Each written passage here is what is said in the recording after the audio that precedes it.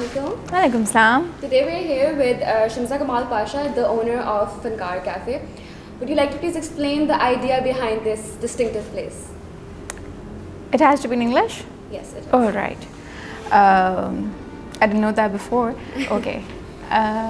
So basically the whole idea is about the revival of the culture, the lost culture of cafe with artists. And the idea came to me from and because of Pak Tea House back in the days of its glory, and when all the artists and poets especially used to hang out there for the longest hours and used to communicate with each other and talk about art and craft. So basically all the concept behind this cafe was an art space along with the place where they can also eat and hang out for longest time, so that they can interpret their art and they can complement their art as well. So what is why is this place the way it is? I mean, the art and the chai khana and the library, why is it the way it is? Because of I really wanted to revive the culture back then. I really like the architecture of our architecture. I don't like much. Of course we have to modernize along with the time, but I think back our roots are so strong, our aesthetic is so strong that we need to revive that again. There are little things that might not be utilitarian right now, but we can always mix and match. We have a very colorful culture and a very accepting culture as well. We can always mix two things up, and you can see there's like a lot of mixture of a lot of things.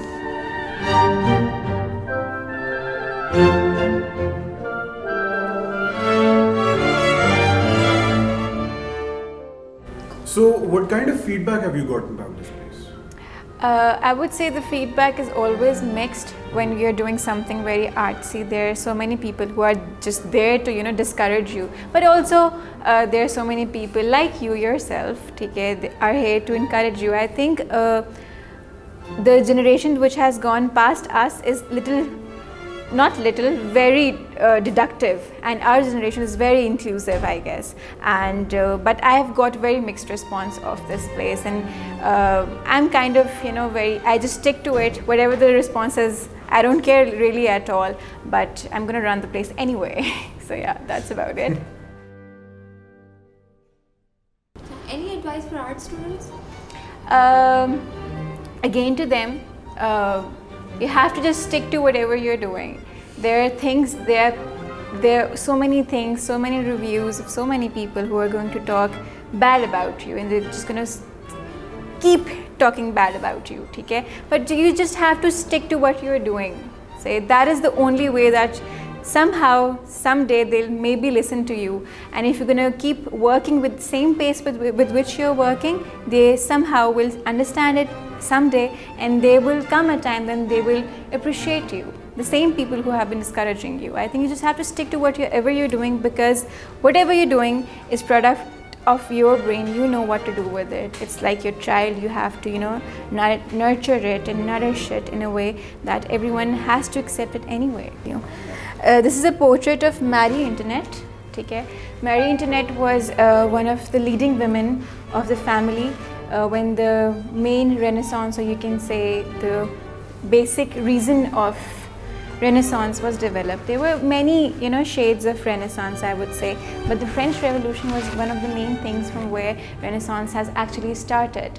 So Marie-Antoinette was one of the leading ladies of the family, and because of the plague and money destructions in that area, the royals weren't helping the common public. So what they did was the public overthrew the royal kingdom anyway. And this is a portrait of Marie-Antoinette. And Marie-Antoinette was one of those people who said if they don't have bread, they can eat cake. You guys must know this. This is a very common thing, but nobody knows who said it. But Marie-Antoinette was the one who said it, and she was beheaded for this after all the revolution and revolt of the people.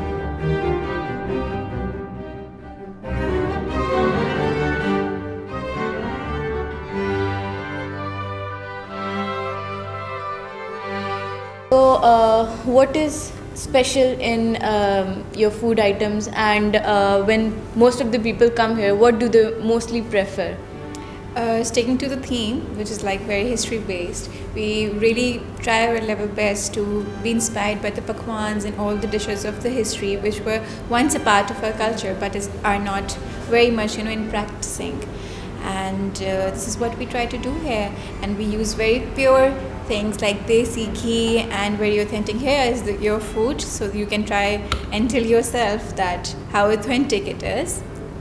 So you're keeping a desi touch in this. Yeah, of course. And tell us something about your kitchen. Okay, the kitchen is I think a very private thing about business, but it's going pretty great. We're trying to keep everything very hygienic and clean, and so that everything comes from the heart to every heart. If something has to go in a circle which is art based, I think even the food is related to very heart based and very artistic. Even the presentation, we have worked very hard for finding particular amount of cutlery and particular type of cutlery and everything in the serving as well. So yeah. So most of the people, what do they prefer when they come here? Like, they go for the specials of Fankaar, which are like extreme, not at all inspired by anything modern, and every ingredient in them is very authentic. And if we're gonna serve you tea, they will be good with it, or shakar with it, and it goes like that. yeah, like we can see. Yeah. Thank you so much for your interview. Thank you.